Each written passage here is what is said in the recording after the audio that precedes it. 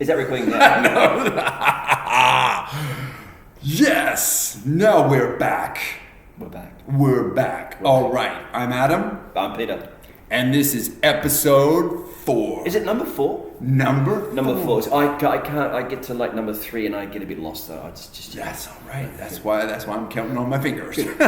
So episode 4. So previously we talked about music and expanded on that. We did. And this time we're going to talk about cinema. The art of movies. Let's do that. All right, let's get into it. Go. And how should we begin? Up to you, mate. You just talk about your favorite movies. We'll go on from there. All right, I'll kick it off from the beginning. Number 1, my all-time favorite movie. I know what it is, but I'm not going to. In a brief, he talks about it all the time. Well, a brief explanation as to why I think, in my humble opinion, the best movie ever made is Maverick. No. Yes. Yeah, no, it's good. It's yes. good, yeah. And I'll briefly explain why. Okay.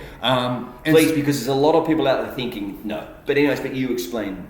Well, that's the thing. That is the thing. And you guys can just shut up and listen, okay? Yeah. Yeah, well, that's the thing with opinions is whenever someone expresses an opinion, my instinct is no, and that is the thing about opinions. What they say, like, we're all the same, we're all connected. Basically, our opinions divide us, and you have a different opinion. That's the fun of it. So you just maybe listen to my reasons why and go, maybe he should. I mean, you're wrong, but it's okay to have it. Yeah, exactly. Yeah, I'm cool with being wrong. Go. Yeah. Confidence comes from knowing how to fail. Okay? Maverick's a great movie. I really enjoyed it. Yeah. Okay. So briefly, why? All the things I don't like first. Okay. I dislike very much Top Gun 1. Didn't like it. I don't like the American military-industrial complex sponsoring movies. Don't like it. Not a huge fan of Tom Cruise. He's just too good. Okay. Did you just say the military-industrial complex? Does that make sense? I don't think I've ever used those 3 words together in a sentence. That was really well done. Does it make sense? No, I don't know, but it sounded fantastic. Well, that's the main thing. Anyways, because I'm fire. And so all the aspects that this movie has together, Tom Cruise, the military, Top Gun 1, right, all these things it has, each individual component I very much dislike. However, all these chemical concoctions and all these elements put together has created in what is, in my opinion, the greatest movie. I've seen it in the theater 3 times with my family, once on the IMAX, and it's if you've seen it, you know, you sit down and the movie starts and it's danger zone, go. And the whole movie is so intense. It has all the elements. It has emotional storytelling. It has action. It has comic relief.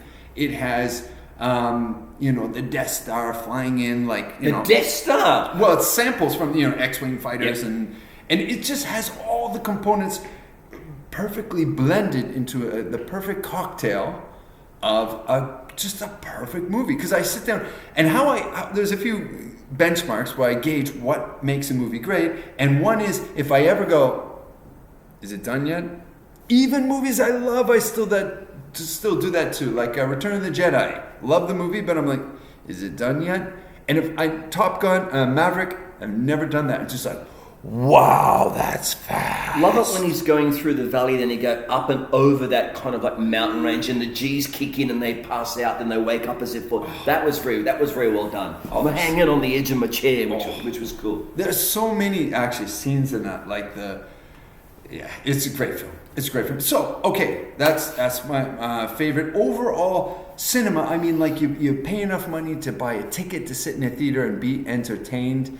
I would say overall, like in the history of cinema and all the movies that have come around, super intelligent, maybe not, but you're in your seat, you're entertained. I would say Maverick is the best. Well, that's the shot. That's a great explanation. They're good reasons, bro. They're good. That's the way. That's the way. Yeah. All right. How about you? What's your favorite? Okay. Well, it's easy for me. My favorite movie is Braveheart. Right? Yes. Okay. So, and there are reasons why.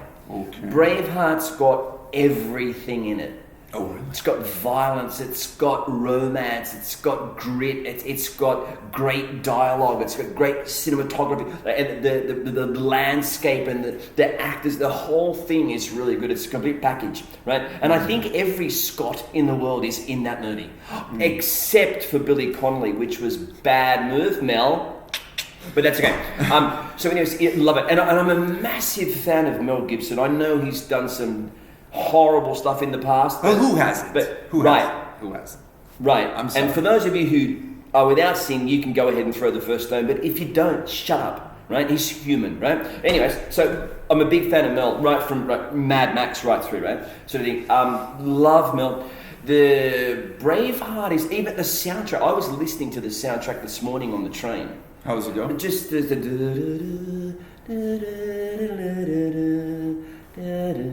it's beautiful, right? It's really emotive on bagpipes and flutes and all this kind of stuff, right? It's really well done, but love it. So the whole thing I really love about it, and I think I've actually seen the movie 68 times. 68. I have seen it, and you can laugh as you like. Ready? Laugh. Ready?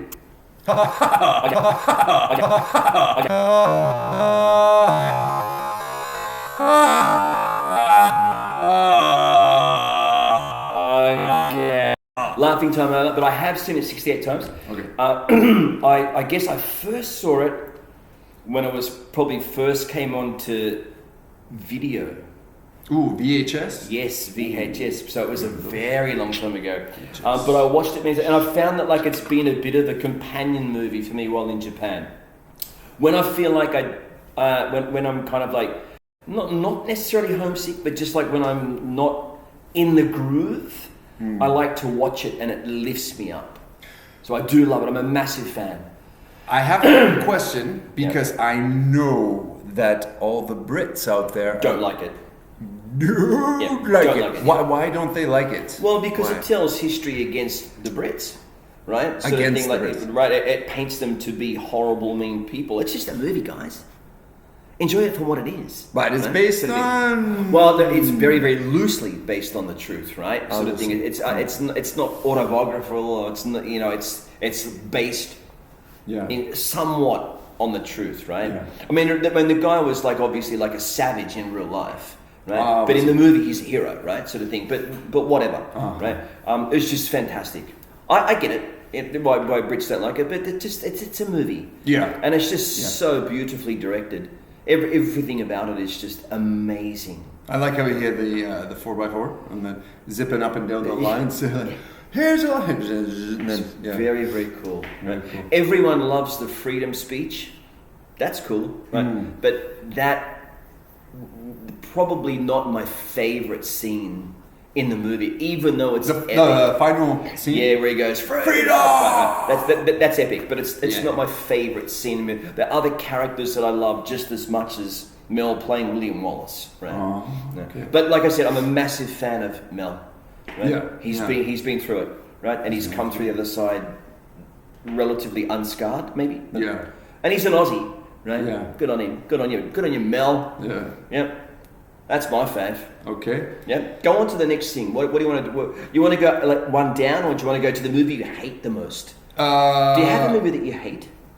Like that was just so overrated. Okay. I could talk about that briefly. Yeah. There is the worst movie ever made. I'm a huge fan of B movies. I'm also a huge fan of other cultural movies. Not just Hollywood, but also Bollywood and Chinese cinema and French noir and in different countries. We'll talk about that maybe later. But there is a movie that was awarded the worst movie ever. And I first saw this, I think it was 9 or 10 years old, and my friend David Isaac. Don't ask me if he's still alive. I don't know. I lost touch. Is he still alive? I hope so. Dave, are you out there, brother? Yeah. Dave, where are you, man? You in there? Give us some love, buddy. Give us a like. Let me know where you're at. Dave, what? Dave Isaac? David Isaac. David Isaac. Anyway. Go. The point being, he calls me up. He's like, my aunt has got. Just watch out for that thing. He goes, my aunt found this movie. It's so bad. It's awesome. And this is my introduction, my gateway movie into B movies. And many of you may have guessed the title already. Awarded the worst film ever. directed by Ed Wood. The title is Plan 9 from Outer Space. And there's like a scale where there's a movie that's good, great, and then there's bad and really bad, and this is so bad, it's unbelievably, ridiculously bad. And what makes it so funny is that his intention was to make a great film, and it's a burning pile of dog doo-doo. But I found... Where have I heard that expression before? But there is one worse. Go on. There's one. So this is so bad, so bad that it's hilarious. Yeah. It's really. But Ed Wood directed another one, which is so bad that it's not bad enough to be funny. It just really is that bad. I can't remember the title. I could only watch 5 minutes of it before it drove me insane. I had to shut off. It's that bad. So Ed Wood, the worst. The best of the worst. There you go. How about you? Worst movie ever? Yeah, okay. So I have two that take. Oh, two? Sort of thing. My first one is the movie The Unforgiven. The Unforgiven? Right, The Unforgiven. Is that Western? Yes, Clint Eastwood. I think I saw it years ago, and I was really looking forward to it. I saw the previews. I read the hype. First problem, expectations. But well, no, I've had expectations of movies before, and I've really enjoyed them. But I 20 minutes, I was just out. Sam, I was asleep. This is just so boring, so slow. But could you forgive him? No. He's cracking today. Kill it, man. Kill it. So that was definitely one of them, right? And then the other one was a movie called Miracle Mile. Right? Miracle Mile was a ex-partner of mine, right, suggest that we watch it, sort of thing, and we sat down, and it was just awful. What was it about?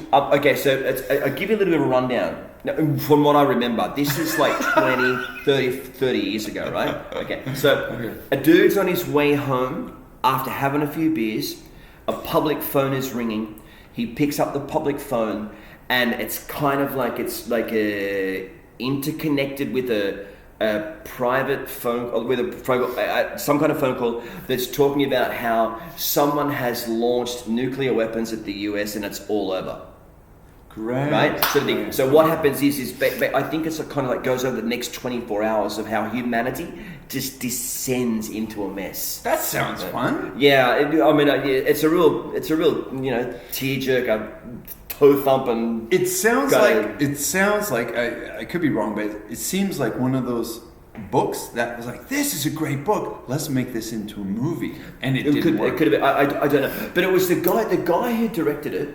Yeah. Right, was the same guy who directed the what was that? The movie that was before Silence of the Lambs. Was it Red Dragon? That's it was the guy who directed that. I think it was the same guy who directed Miracle Mile. Oh, really? Right? But obviously, Miracle Mile was a long time before that. But it was just awful. It was they're just pointless, right? Sort of thing. Pointless, piffle. Well, maybe he learned from his mistakes, and then he made Silence of the Lambs. All right, excuse me. Yep. Go on to your second favorite. What's your second favorite? It's okay. First of all, I'd like to make a disclaimer. And one thing is, anyone who knows me personally knows, it is nearly impossible to sit me down to be entertained. That is because I work with him. Yeah. No, wait a second. I seem to entertain you daily, constantly. Yeah, but what? And you're sitting down or standing. Okay, very contrarian fella here. Well, what I mean is to sit down and not be able to create something. I'm a very happy person to spend all my time in the studio. I like to do things. I like to paint and create and make electronic music and write and do things. It's very difficult for me to sit down and be entertained, to go to a show. So having said that, I am not the authority to talk into movies. In fact, the best person I know to talk about movies would be God Faded Japan's The Spill Ink Johnny. He knows every movie in the universe inside and out. He's the man to go to. So why are you watching us? You should be over there, but you're here, so stick with us. Yeah. So what I will share are the movies that I have seen that were noteworthy, because I'm not I'm not an invalid. I have seen films, and this one dates back to early 1980. And this particular film is, first of all, well, the same reason I love specific comic books. A lot of people like One Piece. I can't get into it because it's not drawn well. For me, first and foremost, it has to look good if it's a film, okay? This movie, I have never seen animation like it before, and I have never seen this style of animation since, and I don't think it will ever be replicated. It's an early 1980s film animation, The Secret of Nim. Okay, and I'll briefly talk about it because we have a lot to unpack here. But this film, if you're into animation drawing, it's wild. Because basically, yes, it is a kid's film, but it's very dark and edgy. Very, very good film. Okay, over to you. No, you didn't unpack that at all. Well, that's because I saw you falling asleep. So. Okay, second spot is actually quite difficult. Yes, exactly. But yes, as you mentioned, there's a couple that kind of like take the spot. Because, all right, love a good rom-com if it's well done, right? I don't give you sleep. I just get sleep, not get smell. Coffee. So, love a good rom-com if it's written well. Love a good adventure movie. Love a good horror movie. See, there we go. We're talking about another thing. Horror movies. Love horror movies. Okay, so let's go. I'm gonna go for my second movie. I'm gonna go with The Untouchables. You like words, unforgiven, untouchable. There we go. You're very I gotta say, like, this is probably one of the only movies that I really like Kevin Costner in. Right? Massive Sean Connery fan, amazing. Andy Garcia, brilliant. Right, the whole cast, Robert De Niro, the whole cast is incredible, right? But just love just the way it's filmed, the way it's directed. The dialogue is just incredible, and the acting is really, really good. Big fan, and everyone loves a good mafia type movie, right? Sort of thing, and the whole prohibition thing. Because I'm a bit of a pisshead, right? So I don't mind a little tipple every now and then, right? Sort of thing. So just the whole thing, loved it. I think I've probably seen that over 40 times as well. Just because I just want to revisit it. I just really liked it. I just want to see it again. Wow. Great movie. Why not? Great movie. All right. Sean Connery's great. Sean Connery's another one like Mel Gibson, right? Like I just really love who they are. Sean Connery. Yeah, goulash. Okay, next one. Go on. All right, next film. Yep. I love this next film. Goulash. Ironically, it came out the same time as Secret of Nim, or right around there. And the reason I love it is one of the same reasons I love Akira, is that it breaks boundaries and stereotypes. This film was Jim Henson and Frank Oz's masterpiece, The Dark Crystal. And it's one of those films where nothing was like it made before, and no one will make one quite sense. They'll try to reenact it, but it was like lightning in a bottle. It's just, have you seen The Dark Crystal? No, I don't think so. Okay, well, it depends if you're in that. Is that also anime? No, that's the thing. I might have seen it. It sounds familiar. They're actually puppets. They're life-size puppets, and you have the Skeksis, which are basically like a cross between dinosaurs and well-dressed vultures. Okay. And then you have all these various fantasy creatures were actually puppets. Right. And I recently watched it again. It's available on YouTube for free to see the whole thing. And it's still like, wow, just amazing masterpiece. But it's fantasy. If you're into that, you like it. If you don't, that's fine. Over to you, Bob. Okay. Over to me, Bob. Yeah. Okay, so I'm not going. Just another movie that I love. Okay, and I mentioned rom-coms before, right? I am going to go with a rom-com. I'm going to say French Kiss, right? Meg Ryan, love Meg Ryan, right? She's done some incredible work. I haven't seen her for a very long time. And what's his name? Kevin, what's his name? Kevin Costner. No. Kevin Klein? Kevin, what's his name there? Kevin Brown. Yeah. The other guy, the other Kevin. Kevin White. Anyways, the other Kevin. Kevin Black. Kevin, shut up. Kevin. Anyways, French Kiss was again, having, I guess, a history in food, French food, and being a massive fan of good wine and the whole traveling through the mountains of Paris and the mountains of France, and whatever sort of thing. It's just really well done. Right? I mean, it's a typical love story, comedy in it. They're incredibly funny. I'm gonna fact check the dude's name, Kevin something. Anyways, I just for some reason it slipped my mind. Right? So great, fantastic movie. Highly recommend it. I've probably seen that over 30 times as well. It's laugh. It's good laugh. Yeah. Right? The characters have got real depth to them, which I really like, especially his character. Right? An ex-crim. It's a romance comedy. It certainly is, and it is wonderful. It's a great movie. It's a top movie. Excellent. And what country is it from? It's actually, I think it's a Canadian and French movie. And it's is good? Meg Ryan Canadian? Is she American? Where's she Probably from? A lot of American superstars are actually from Canada. There's a long list of them. That's why Canadian movies, sorry, but they're usually not so good because most people find success in that industry when they move to Hollywood and then move back. But matter of fact. It's a great movie. Really, really good movie. Yeah. Great. Yeah.